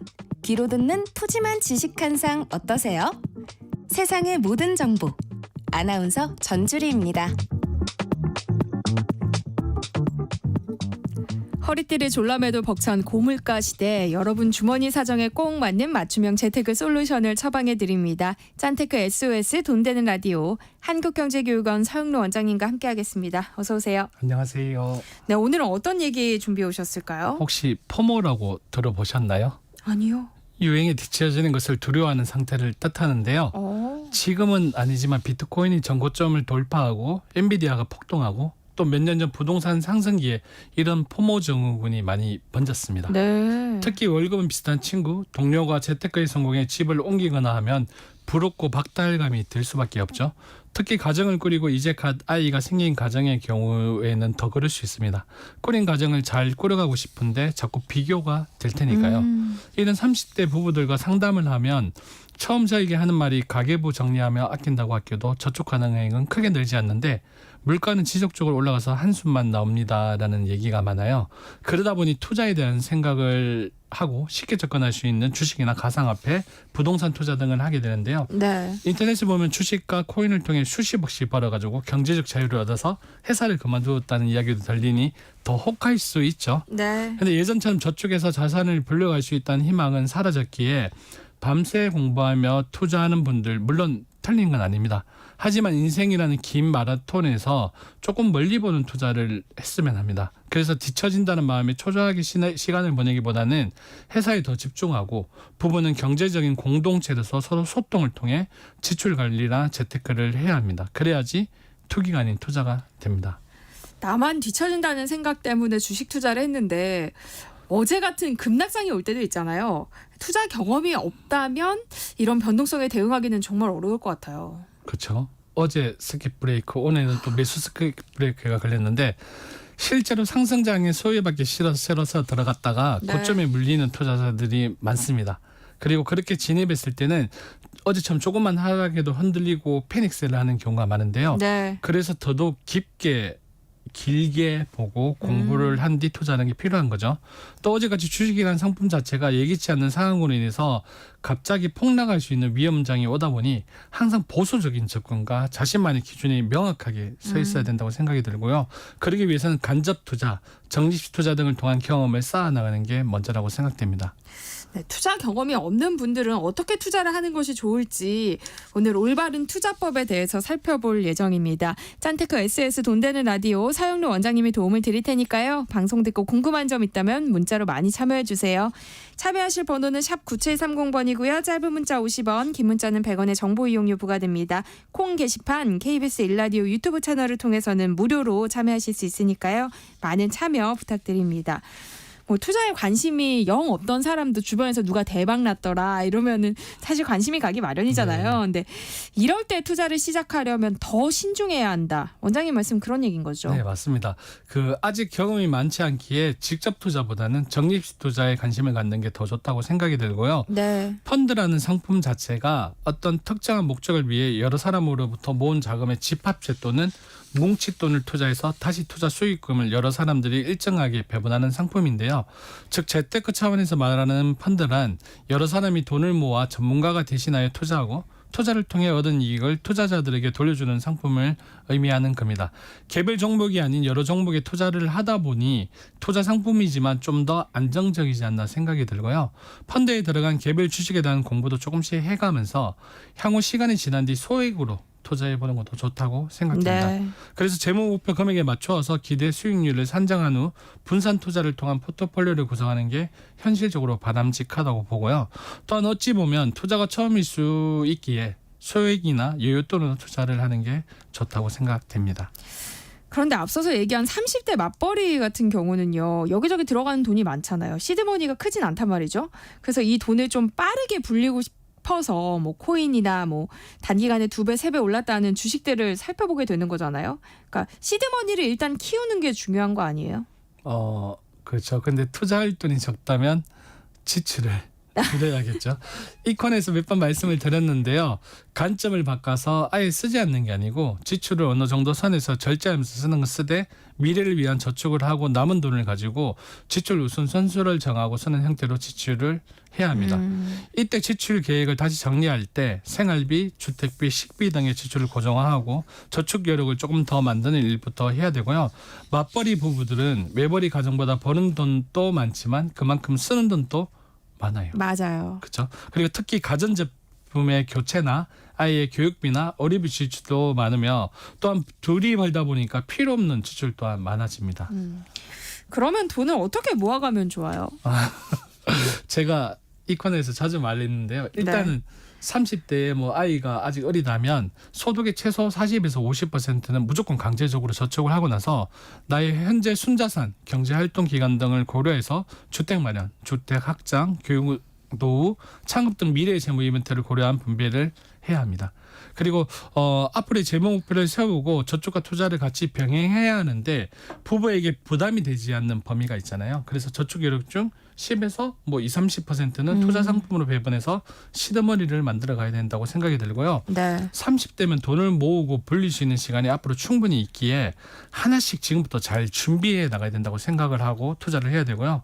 분산 투자 기법으로 처음에 투자 자금의 분산격인 적립식의 불입 방법을 통해서 평균 매입 단가를 낮추는 방식을 고려하고 투자하는 기간을 나누어서 채권형 상품과 좀 더 공격적인 상품의 적절한 분배도 필요합니다. 그리고 투자 대상의 분산과 투자 지역의 분산으로 리스크를 줄이면 좀 더 위험률을 줄여서 투자를 할 수 있습니다. 그런데 저희가 지난번 방송에서 금리 인하 얘기했었잖아요. 근데 이런 금리 인하 시기가 오면 저축보다는 좀 다른 곳에 투자하는 게 낫지 않아요? 맞죠. 맞고 네. 우리가 뭐 우스갯말로 네. 길거리에서 떨어진 동전을 줍는 게 은행의 이자보다 더 많다는 얘기도 있잖아요. 그런데 부동산 대출을 위해 은행을 찾아가면 대출 이자는 은행 금리의 1.5에서 2배 이상이고 저축하는 은행 상품의 금리는 물가 상승률을 실제 따라가지 못하는 경우가 많잖아요. 네. 하지만 저축만큼 안전한 상품은 없습니다. 역설적으로 말하면 단기간에 꼭 지출해야 하는 상황이 있다면 저축만큼 안전하게 돈을 보관할 수 있는 곳은 없다는 얘기인데요. 저축 상품의 이자 수익률이 현재 실물가 상승률을 따라가지 못하다 보니 개인적인 생각으로 우리나라의 경제 발전과 맞물려서 펀드가 저축의 자리를 채워나간다고 생각에 추천을 하고 있는데요. 네. 우리가 투자라는 것을 할 때에는 직접 참여하는 투자 방식인 주식이 있고 여럿이 모여서 투자금을 마련하여 공동으로 투자하는 간접 투자 방식인 정식 펀드 상품이 있습니다. 이런 펀드 상품은 한 번에 투자금을 거치하는 거치식 펀드와 매월 일정액을 투자하는 정식 펀드 상품으로 구성되는데요. 정식 펀드의 경우 매월 일정 금액을 불입하면 주가나 채권의 가격이 상승하면 그에 따른 수익을 볼 수 있으며 반대로 주가나 채권 가격이 낮아지면 펀드의 매입 가격이 낮아진다는 또 장점이 있습니다. 그러므로 평균 매입 단가를 낮출 수 있으며 분할 매수와 분산 투자를 할 수 있어서 투자 리스크를 줄일 수 있습니다. 네. 그러므로 펀드의 가격이 하락을 해서 수익률이 하락을 할 때에도 장기적으로 보았을 때에는 수익률을 내는 경우가 많습니다. 그러므로 펀드 투자할 때에는 단기적인 접근이 아닌 중기 이상의 접근이 필요합니다. 우리가 이 코너에서 정리식 펀드에 대한 이야기는 종종 했었는데요. 구체적으로 어떤 면에서 이 정리식 펀드가 좋다는 거예요? 제가 상품에 대해서 몇 번 말씀을 네. 드렸죠. 그리고 위에서도 잠깐 언급했었는데 오늘 구체적으로 한번 말씀을 드려볼게요. 어찌 보면 간접 투자의 끝판왕이자 여기서 몇 번 언급한 ETF, 월지구시 펀드, 배당주 펀드, 부동산 펀드 등 여러 상품들의 시작점이라고 말할 수 있습니다. 이제는 금리가 내려갈 거라는 뉴스가 요즘 계속 나오고 있는데 실제 우리가 생활하고 있는 물가는 좀 잡히지가 않죠. 계속 네. 오르고 있다는 느낌이 들다 보니까 그러다 보니 물가 상승률 이상의 수익성 상품을 찾게 되는데요. 가장 정리식 펀드의 특성을 한마디로 정의할 수 있는 말인 것 같습니다. 또 우리가 100 빼기 나이 곧 100에서 현재 자신의 나이를 뺀 나머지를 투자라는 말이 있듯이 펀드는 곧 투자라는 말로 정의가 된다고 생각이 들고요. 펀드는 어떤 특정한 목적을 위해서 여러 상품으로 모은 자금의 집합체 또는 뭉칫돈을 투자해서 다시 투자 수익금을 여러 사람들에게 일정한 배분에 의해서 돌려받는다고 앞에서도 말씀을 드렸는데 즉 재테크 차원에서 말하는 펀드는 여러 사람의 돈을 모아 전문가가 대신하여 투자하고 투자를 통해 얻은 이익을 투자자들에게 돌려주는 상품을 의미합니다. 즉 여기서 말하는 전문가들인 자산운용사의 펀드 매니저를 말하는데요. 펀드 매니저들이 주식이나 채권에서부터 금, 구리와 같은 원자재, 부동산, 선박과 같은 실물자산까지 다양한 곳에 투자하지만 주된 대상은 정권형 펀드인 주식과 채권에 주로 투자합니다. 펀드는 그 운용 실적에 따라서 이익이 나면 이익을, 손실이 나면 손실을 돌려주기에 이런 상품을 실적 배당형 상품이라고 하고 원금에 대해 추가로 얻는 부분은 수익이라고 합니다. 펀드는 이처럼 운용 실적에 따라 돌려받는 것이 다르므로 원금을 보장해 줄 수도 없고 확정적인 금리를 보장해 줄 수도 없으니 당연히 예금자 보호는 안 됩니다. 그러면 내 돈을 굴려줄 자산운용사 펀드 매니저를 잘 고르는 게 중요하겠어요. 네, 좋은 말씀을 해주셨는데요. 그래서 어떤 자산운용사에서 어떤 대상에 투자하는가가 참 중요합니다. 일단은 좀 전에 아나운서님께서 말씀하신 대로 대표적으로 정권회사, 은행에서 펀드를 가입할 수 있는데요. 이를 우리가 판매회사라고 합니다. 그리고 투자자로부터 모은 자금을 주식 및 채권, 부동산 등에 투자 운영하는 회사인 운용회사와 투자자로부터 모은 투자 금액을 보관, 관리하고 자산운용회사의 펀드 운용을 감시하는 역할을 하는 수탁회사로 구성이 됩니다. 또한 투자 방식에 따라 펀드를 분류할 수 있는데요. 거치식 펀드는 투자금을 한 번에 투자하여 일정한 기간 동안 넣어두고 만기가 오면 투자금과 이익금을 돌려받는 형식이고요. 정기식 펀드는 매달 일정액의 투자금을 정기적금 형태로 납입하고 계좌에 쌓인 투자금에 대한 이익을 돌려받는 방식입니다. 사모펀드는 소수의 투자자로부터 모은 자금을 운영사의 제약 없이 투자하여 수익을 내는 펀드입니다. 이런 펀드는 또 투자 대상에 따라서 펀드를 나눌 수 있는데요. 주식과 채권에 투자하는 펀드인 정권펀드, 초단기 채권에 투자하는 펀드인 MMF 펀드, 선물 옵션 등 파생 상품에 투자하는 펀드인 파생 상품 펀드, 부동산에 투자하는 펀드인 부동산 펀드, 미술품, 영화, 원자재 등에 투자하는 특별 자산 펀드 등 아주 다양합니다. 너무 다양합니다. 아니 이 가운데서 좀 대표적인 펀드 몇 가지만 좀 설명해 주세요. 3가지 정도로 이제 좀 추릴 수 있는데요. 네. 대표적인 펀드로 정권 펀드, 그리고 특별 자산 펀드, 부동산 펀드에 대해서 좀 더 자세히 이야기를 해볼게요. 네. 정권 펀드는 일반적으로 펀드를 생각할 때 주식과 채권에 투자하는 펀드라고 생각하시면 됩니다. 정권 펀드는 또다시 이제 주식형, 채권형, 혼합형으로 나눌 수 있는데요. 주식과 채권의 투자 비율에 따라서 나눠지는데 주식형은 주식의 60% 이상, 그리고 채권형은 채권의 60% 이상, 혼합형은 주식과 채권의 각각 60% 미만 투자하는 펀드입니다. 여기서 투자 지역에 따라서 이제 국내 펀드와 해외 펀드로 나누어지고, 국내 펀드 같은 경우에는 운영 전략에 따라서 배당 수익을 목적으로 하는 배당 펀드, 그리고 향후 시간이 흐른 뒤 시세 차익을 목적으로 하는 가치형 펀드, 그리고 급상장할 것으로 예상되는 주식에 투자하는 성장형 펀드로 나누어집니다. 그리고 특별자산 펀드는 금 또는 원자재, 그리고 요즘 영화 엔딩 크레딧에도 막 나오는데 영화, 뮤지컬, 임차권, 관광권, 미술품 등에 투자하는 펀드로 투자 대상이 포괄적이고 다양하며 상품 구조가 많이 복잡합니다. 네. 그리고 최소 화익 기준액이 높은 경우가 대부분이고요. 부동산 펀드는 부동산이나 부동산을 기초 자산으로 하는 파생 상품에 50% 이상 투자하는 펀드를 말하며, 여기서 펀드의 수익 구조는 임대 수익과 프로젝트 파이낸싱의 구조를 띠고 있는데요. 여기서 프로젝트 파이낸싱이란 수익성이 높은 사업에 투자한 뒤 나오는 이익으로 수익이 발생되는 구조인데요. 문제는 폐쇄형 펀드의 성격을 띠고 있습니다. 대부분. 그리고 우리가 펀드 이름 뒤에 붙는 영어가 뭔지 궁금해하기도 하는데요. 펀드 이름 뒤에 붙는 알파벳은 수수료 부과에 대한 용어인데요. 펀드는 예금이 아닌 투자 상품인 관계로 일정액의 수수료를 떼는데 적게는 0.대에서 3에서 4% 이상 떼는 펀드도 있습니다. 선시 수수료가 부과되는 A형, 후치 수수료가 부과되는 B형, 그리고 보수만 부과되는 C형, 그리고 선체 후치 둘 다 부과되는 D형으로 나누어지는데요. 이런 수수료를 포함한 비용들은 펀드 선택에 있어서 비슷한 성격의 펀드에서 펀드를 고를 때 가장 중요한 부분이고요. 네. 그다음이 펀드 크기, 마지막으로 수익률이 굉장히 좋고 꾸준히 좋은 안정적인 펀드를 선택하시면 됩니다. 포모에 빠졌을 때 무작정 투자에 뛰어들 게 아니라 일단 지출을 좀 줄이고 분산 투자를 해야 한다. 그리고 투자할 때 일단 투자 초보니까 직접 투자보다는 펀드로 시작해보라. 이런 말씀이신 거죠? 네, 잘 정리해 주셨어요. 이 외에도 또 해주실 말씀이 있을까요? 재무 상담을 하다 보면 이제는 펀드란 상품이 필요 상품, 은행의 적금처럼 필요 상품이 되어버린 지 오래된 것 같아요. 그러나 펀드는 엄연한 투자 상품입니다. 특히 정권은 펀드의 경우에는 큰 이익이 날 수도 있지만 또한 큰 손실을 낼 수도 있습니다. 네. 그렇다 보니 펀드 선택에 있어서 단기 목적의 목표 자금으로는 펀드 상품은 맞지 않습니다. 그래서 펀드 상품은 중장기로 봐야 하고 중장기 상품이기 때문에 가세에 대한 부분, 또한 수수료에 대한 부분, 그리고 시간이 지남에 따라서 닥쳐오는 노후에 대한 부분을 고려한 설계가 필요합니다. 그리고 이제 저축을 해서 시드머니를 만들어 볼까 하는 30대의 부부들 네. 있죠. 그런 분들은 강한 동기부여와 목표 달성을 위해서 수기 가계부 쓰기를 정말로 권합니다. 그러면서 가계부 적기 세 종류를 다 해서 매일매일 되돌아보는 게 중요한데요. 네. 이유는 부부의 습관 만들기와 경제 관념을 하나씩 잡아주기 위해서인데요. 첫 번째 가계부는 수기 가계부에 기재하는 거고, 두 번째 가계부는 이 수기 가계부를 바탕으로 해서 가능하다면 식당이나 잘 보이는 곳에 달력 모양 있잖아요. 네. 거기에 주문이 된 달력 포켓 가계부에 식비나 생활비를 매일 해당 날짜에 꽂아서 그 안에서 그만큼만 지출하면 쓰는 겁니다. 그리고 세 번째 가계부는 핸드폰 어플로 해서 가계부를 쓰며 변동사항을 확인하며 가계부 끝판왕에 종지부를 찍는 건데요.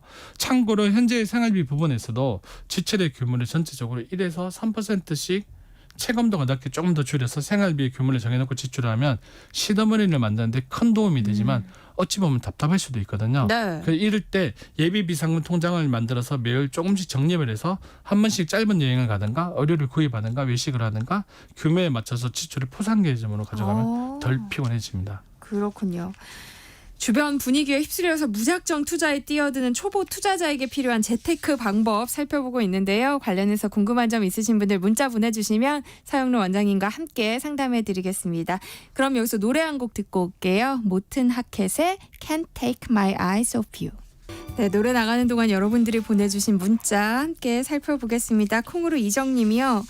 저는 건조기 구매하려고 건조기 구매 저축을 하고 있습니다. 적은 금액이라 큰 부담 없이 일주일에 한 번씩 자동이체를 걸어뒀는데요. 재밌더라고요.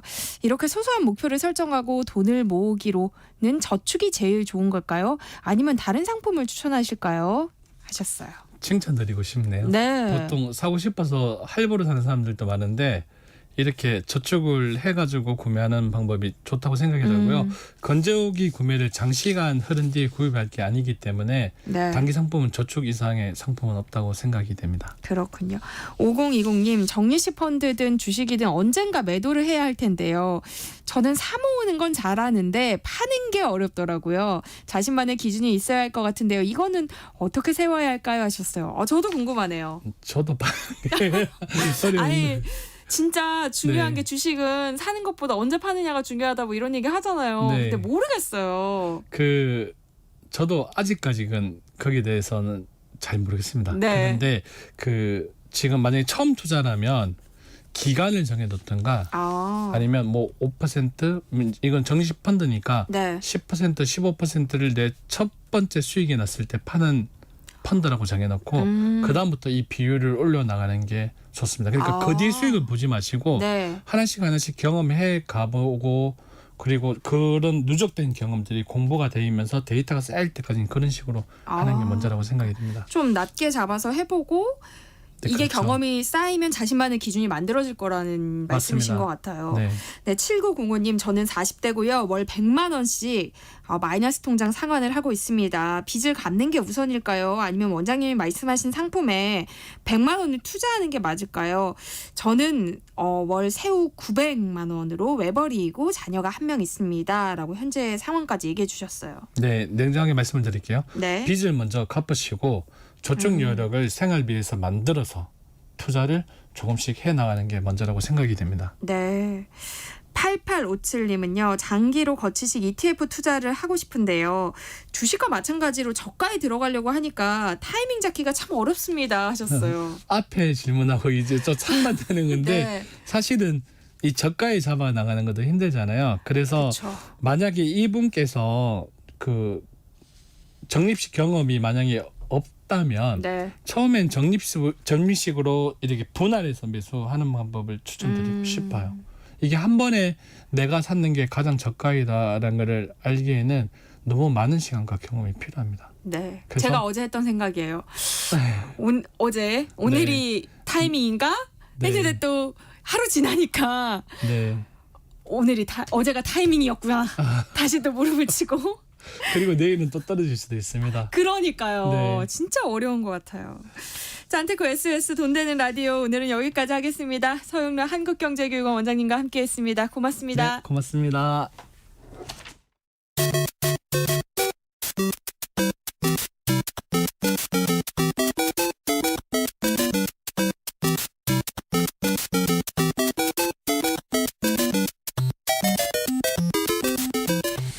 아직도 게임을 그저 놀이로만 보시나요? 인문학적 관점으로 살펴보면 게임 속에 숨어있는 메시지가 보인다고 하는데요. 게임에 대한 오해를 풀고 세대 간극을 좁히는 시간입니다. 해시태그 게임 인문학 이경혁 게임 제너레이션 편집장과 함께합니다. 어서 오세요. 안녕하세요. 이경혁입니다.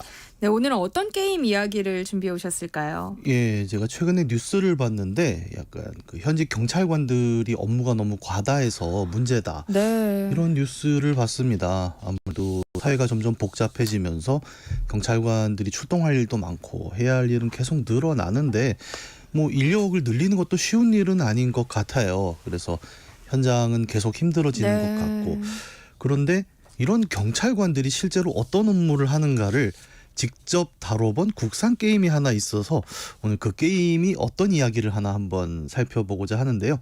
오늘의 게임은 경찰 조서 작성 어드벤처 게임이라고 불러볼 수 있을 리갈 던전이라는 게임입니다. 경찰관들의 업무 현장을 다루고 있다는 거잖아요. 네. 신기한데요. 리갈 던전은 어떤 게임이에요? 예, 우선 제목부터 보죠.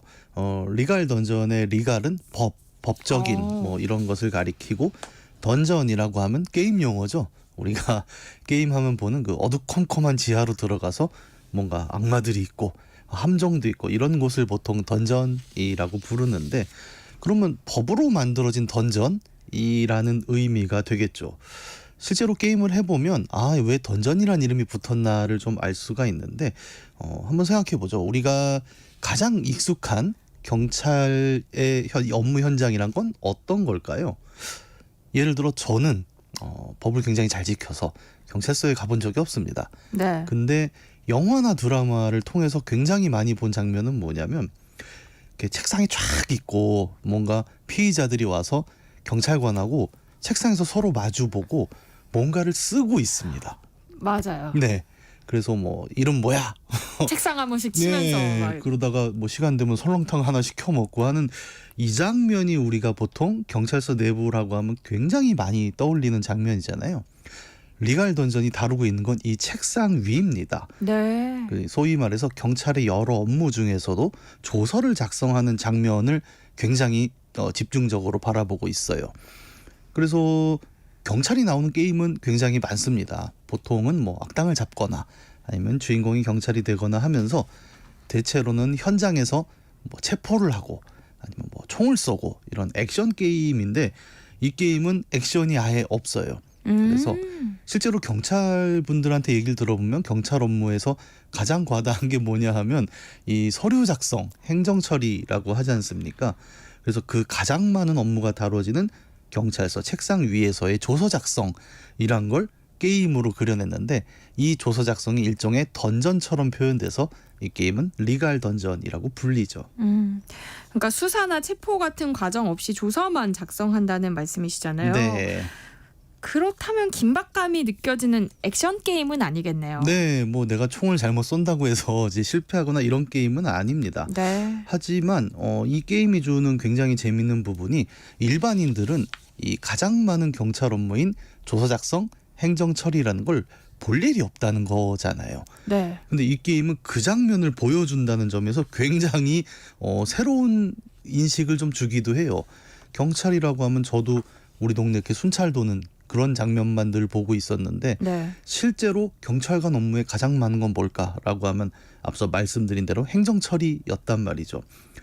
예를 들어 은행 같은 경우도 이제 우리 같은 은행원이 아닌 사람들은 창구 되게 바쁘게 했네 하지만 은행원들 만나서 물어보면 창구를 닫고 오늘 하루 정산하는 작업 때문에 야근을 한다라고 이야기를 하잖아요.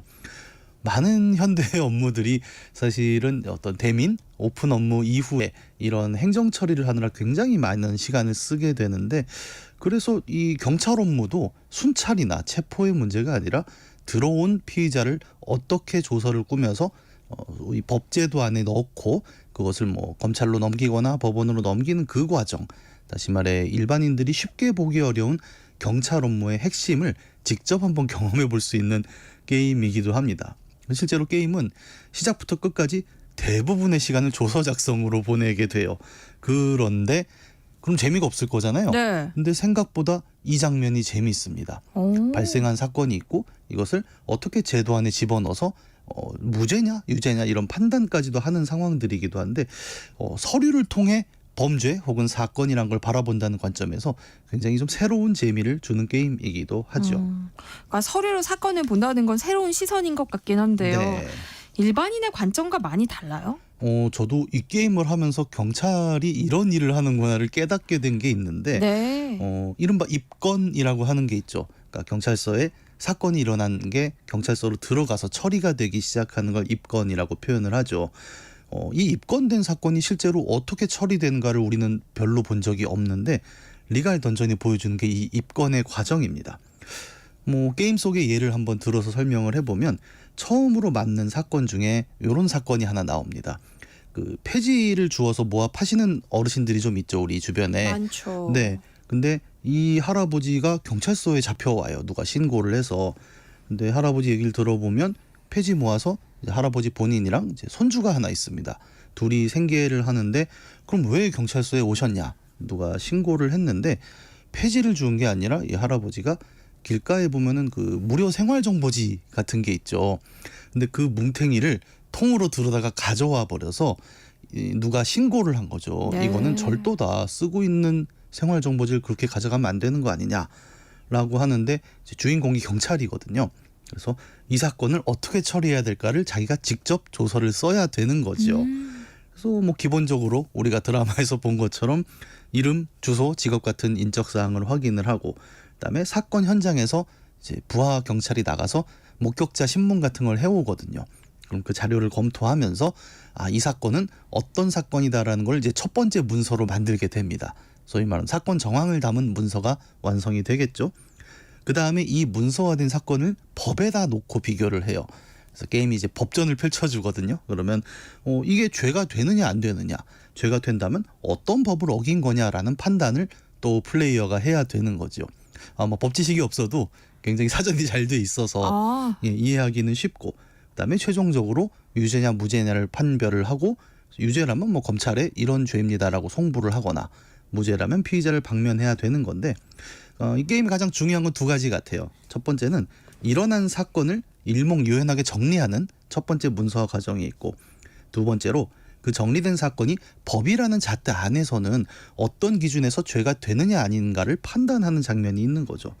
그래서 우리 같은 일반인이 보는 거는 그냥 이렇잖아요. 저건 유죄야 무죄야 정도의 질문이지만 리갈 던전은 좀 더 체계적으로 사건이 어떤 식으로 구성되는가를 먼저 정리하고 그것이 어떤 법에 비쳤을 때 유죄가 되는가를 판단하는 장면을 보여주는 거죠.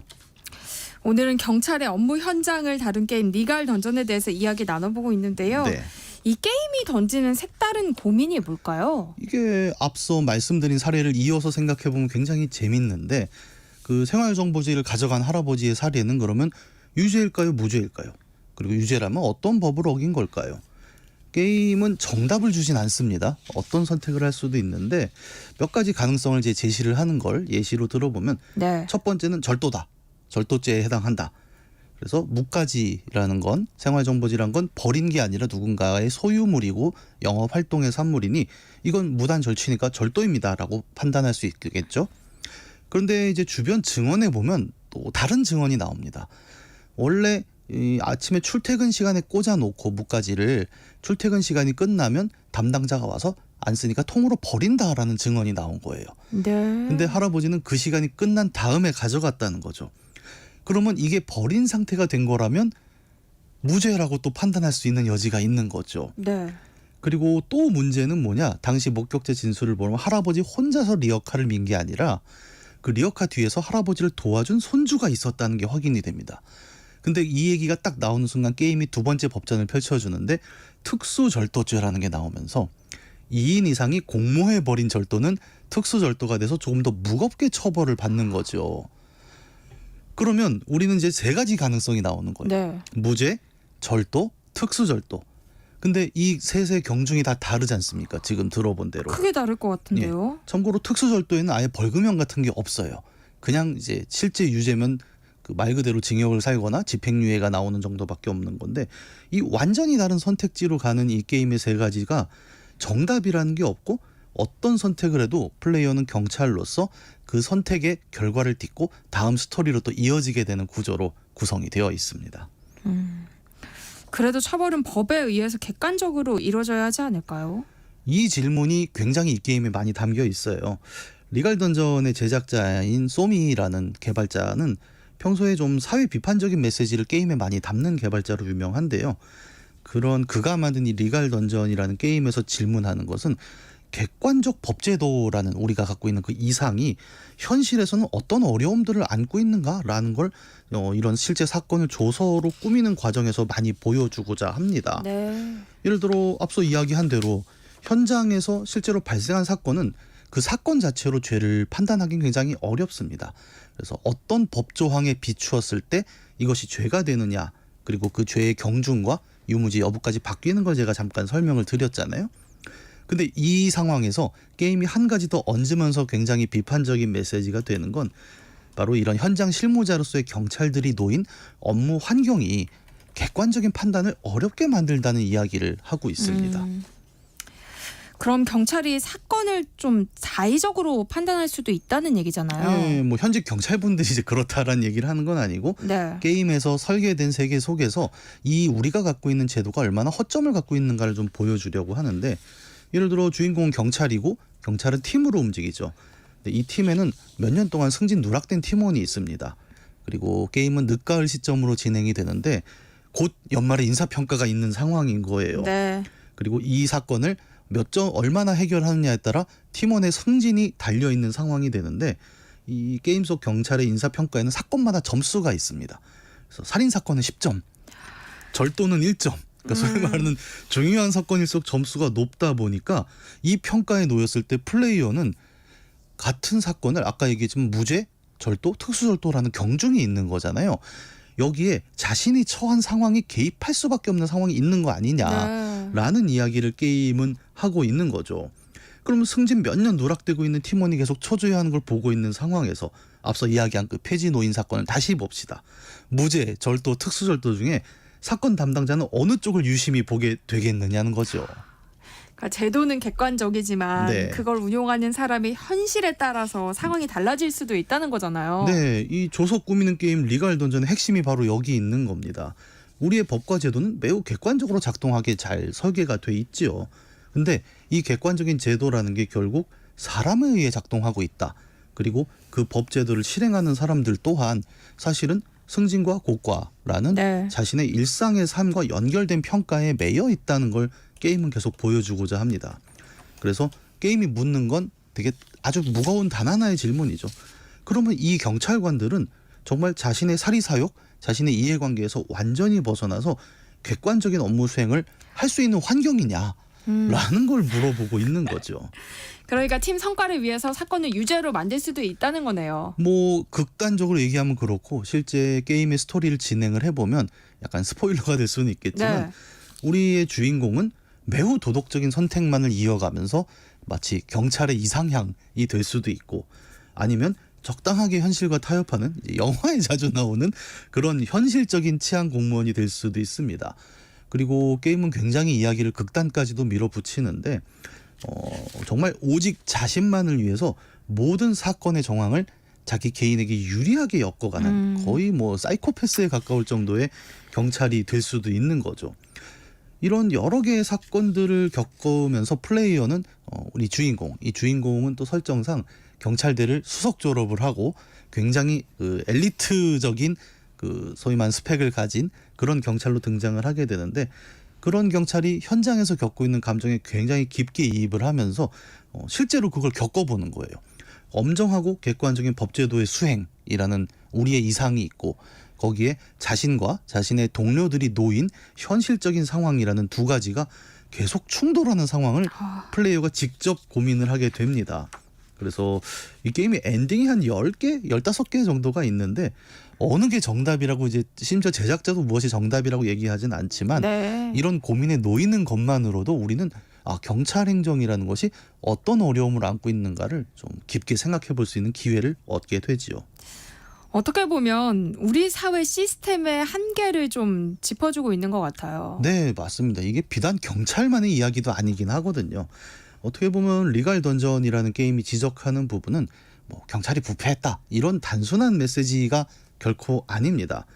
우리 사회는 이제 관료제라는 시스템을 쓰죠. 굉장히 네. 많은 일을 처리하고 많은 사람들을 효율적으로 활용하기 위해서 관료화된 시스템 안에서 일을 돌리게 되는데, 이 조직을 효율적으로 돌리기 위해 만들어진 관료제, 그리고 그 관료제를 유지하기 위해 들어온 성과평가라는 시스템이 현실의 치안이라는 부분에 실제로 영향을 주는가?